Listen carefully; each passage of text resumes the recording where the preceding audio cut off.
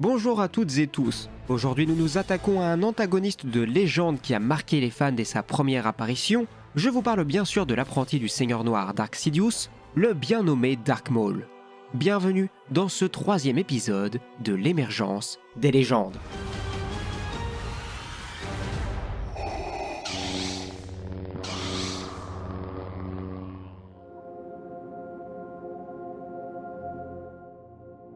Avant que Lucas n'ait une bonne idée en tête pour la représentation du personnage de Dark Maul, il a demandé à Ian McCaig de lui faire un brainstorming de ce à quoi devait ressembler un Seigneur Sith. Celui-ci a commencé par leur donner des vêtements à l'allure étrange, voire organique pour certains, ou bien des casques dont l'allure pouvait s'apparenter à ceux portés par les croisés.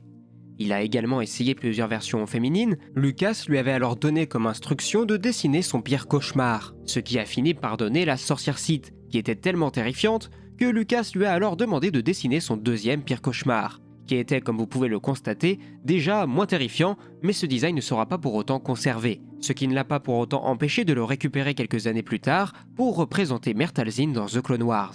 Dans le même temps, McCaig travaillait sur les concepts de Dark Sidious, ou d'un sénateur mauvais. C'est ainsi qu'il a commencé à expérimenter les tatouages faciaux et les cicatrices. La première image, se rapprochant de Dark Maul tel qu'on le connaît aujourd'hui, a quant à elle bien failli finir dans la poubelle. En effet, McCaig n'était pas du tout satisfait de son dessin, qui était d'ailleurs basé sur son propre visage.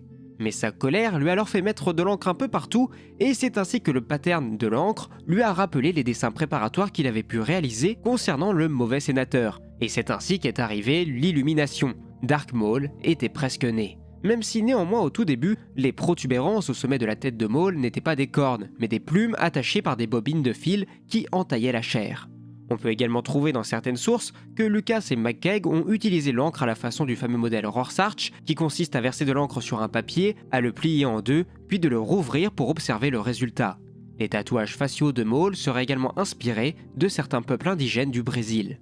Plus tard, une fois que le combat Jedi versus Sith était établi, McCaig a commencé à travailler sur un costume pour Maul qui lui permettrait d'avoir assez d'aisance pour pouvoir tourner et donner des coups de pied et qui volerait de façon spectaculaire lorsqu'il bougerait. C'est ainsi que nous sommes arrivés à cette espèce de toge qui semble assez lourde, alors que les premiers dessins présentaient une tenue très proche du corps qui collait bien à la musculature du personnage.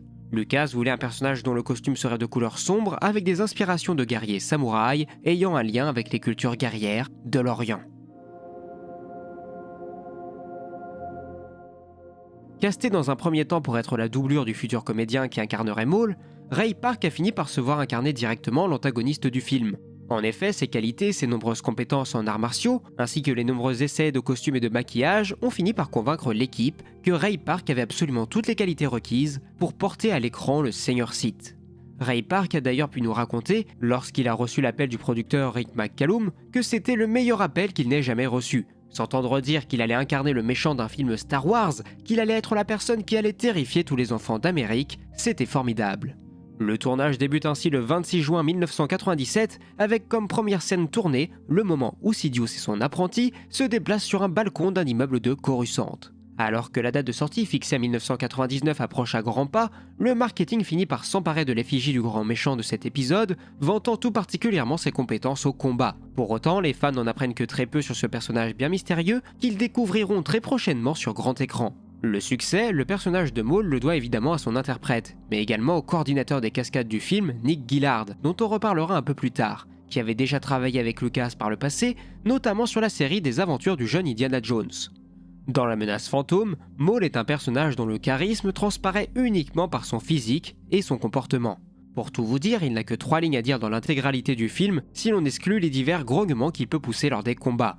Cela participe à rendre le personnage plus mystérieux, mais cela nous permet également de comprendre que c'est réellement le bras armé de Dark Sidious. Et ce n'est pas un personnage qui parle ou qui prend beaucoup de décisions, comme pourra par exemple l'être le comte Dooku. Non, ici nous avons affaire à une véritable arme vivante. Et en plus de cela, les 3 lignes qui sont prononcées par le personnage sont doublées par le comédien Peter Serafinovich et non pas par Ray Park. Cependant, ce dernier a dû énormément s'impliquer dans l'interprétation de ce personnage, George Lucas lui ayant clairement fait comprendre que c'était à lui de décider d'où venait Dark Maul. Et pour l'anecdote, si vous regardez bien le film, vous verrez que Maul ne cligne jamais des yeux à aucun instant dans tout le film, si ce n'est au moment fatidique où Obi-Wan le tranche en deux.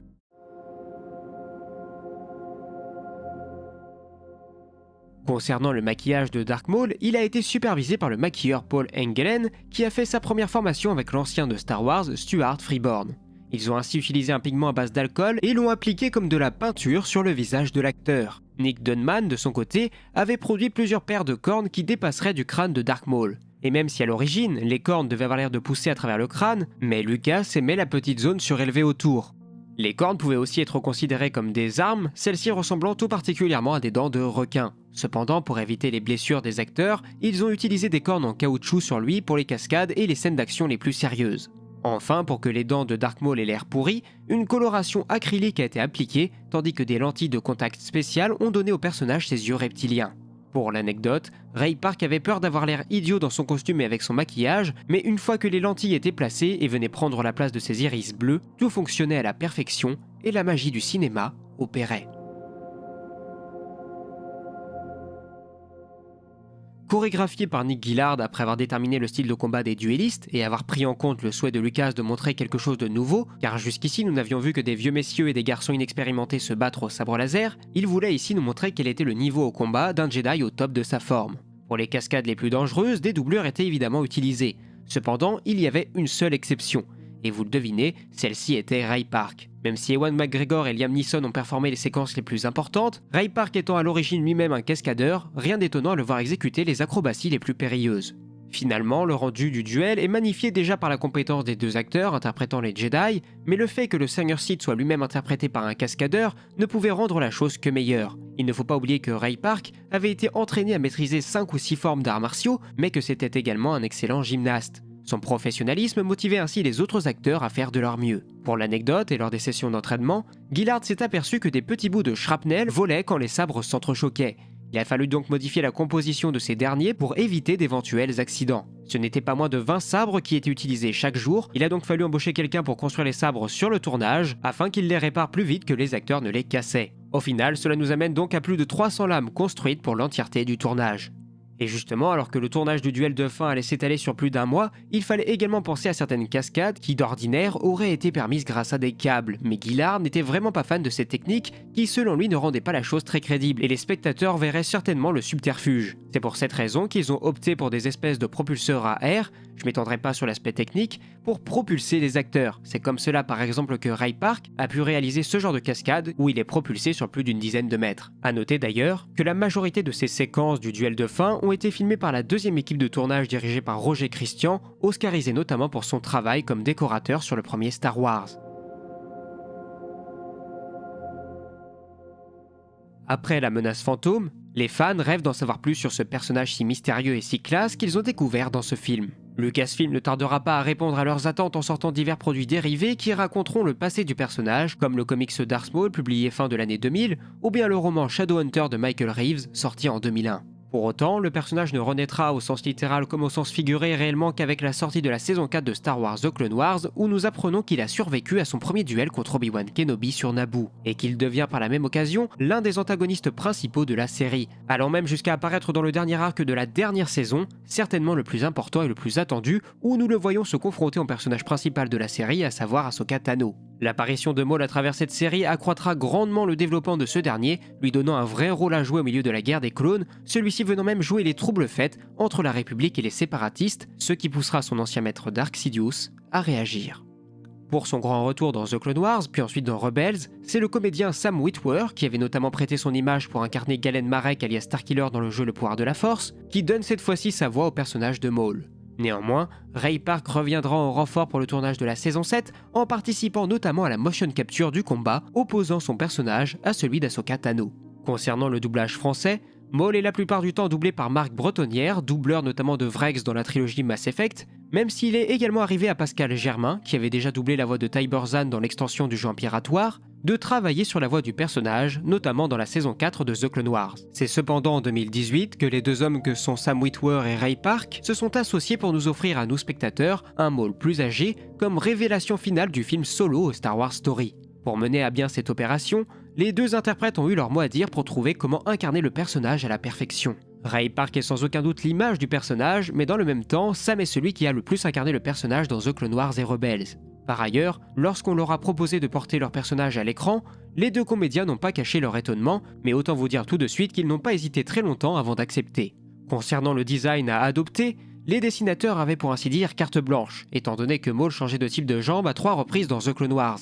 Les créateurs se sont dit qu'ils avaient une certaine liberté de création, même si finalement les jambes sont loin d'être extravagantes dans le rendu final, comparé à certains concept art réalisés. On remarquera d'ailleurs l'inspiration des dessinateurs qu'ils ont pu tirer des anciens concept art de Maul que j'ai pu vous montrer en début de vidéo. Comme quoi, dans Star Wars, rien ne se perd jamais vraiment. Et comme avait pu le dire Sam Witwer, il avait pourtant déjà dit au revoir 2 fois à son personnage. La première fois avec l'annulation de The Clone Wars, la deuxième après la disparition de celui-ci dans Rebels, et ensuite Solo est arrivé. Qui sait donc ce que l'avenir nous réserve désormais, alors que nous attendons patiemment l'arrivée de l'année 2022, qui devrait voir arriver sur nos petits écrans la série en live-action consacrée au personnage d'Obi-Wan Kenobi lors de son exil sur Tatooine. Et tandis que nous savons d'ores et déjà qu'Hayden Christensen reprendra son rôle de Vador ou d'Anakin pour des éventuels flashbacks, et que des rumeurs récentes nous évoquent un possible combat contre un inquisiteur, je me risquerais presque à parier que Disney nous prépare un remake du dernier combat Maul vs Kenobi qu'on avait déjà pu voir dans Rebels, pour que cet événement important puisse être connu par le plus grand nombre. Bref, voilà ce qu'il en est concernant la création du personnage de Dark Maul et où nous en sommes aujourd'hui vis-à-vis de ce personnage légendaire de la mythologie Star Wars. Sur ce, cette vidéo est à présent terminée et j'espère que ce nouvel épisode vous aura plu. Si vous appréciez mon travail et si vous voulez soutenir la chaîne, vous avez diverses possibilités. Vous pouvez me faire un don sur Utip ou Tipeee, ou bien vous pouvez tout simplement vous abonner, liker la vidéo, la partager autour de vous, ou laisser un commentaire pour me dire ce que vous en avez pensé. Je vous rappelle que vous pouvez également me suivre sur Twitch où je fais régulièrement des lives en début de soirée, ou bien alors sur mes réseaux sociaux comme Twitter, Instagram ou Facebook. Sur ce, je remercie toutes les personnes qui soutiennent encore aussi assidûment la chaîne, et moi il ne me reste plus qu'à vous dire à la semaine prochaine pour de nouvelles vidéos, et que la force soit avec vous, c'était Absolute, ciao.